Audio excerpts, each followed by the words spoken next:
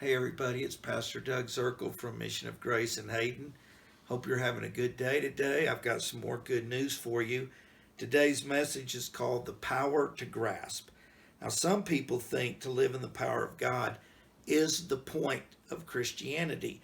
People enjoy the fact that He gives us the power to forgive our own sins, to forgive other people for harming us, the power to heal.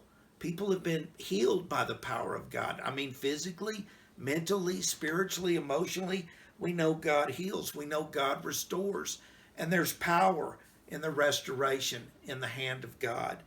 But power alone is not the point of knowing God. Let's examine what Paul says in Ephesians 3:17b and through 19.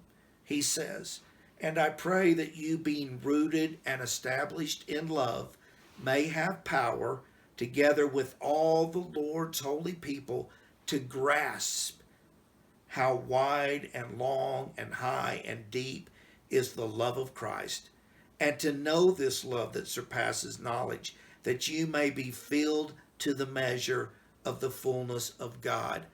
Power is not the point, rather a passageway to the truth. The truth is to grasp God's love, to know God's love, and to be filled fully, wholly, completely by God's love. So let's look at this, just kind of examine it for a minute. That you may have power. He's praying that you'll have power, that we will have power. Well, a lot of us think that's it. That's the key. But then he goes on to say more. Not just by yourself, but power to be with other people. Christianity is not a Lone Ranger thing. It's a corporate thing. We're all involved in this together. And what is he really saying? He says to grasp, to really get a hold of, to tighten your grip on love, how wide it is, how long it is, how high it is, how deep it is. We're back to love. We talked about love on Wednesday. God's concerned about showing His love, revealing His love, empowering us with His love. Not just to grasp it, to know it. To know God's love is the same as Adam and Eve knowing each other. By knowing each other, they knew each other, and life came from their knowing each other.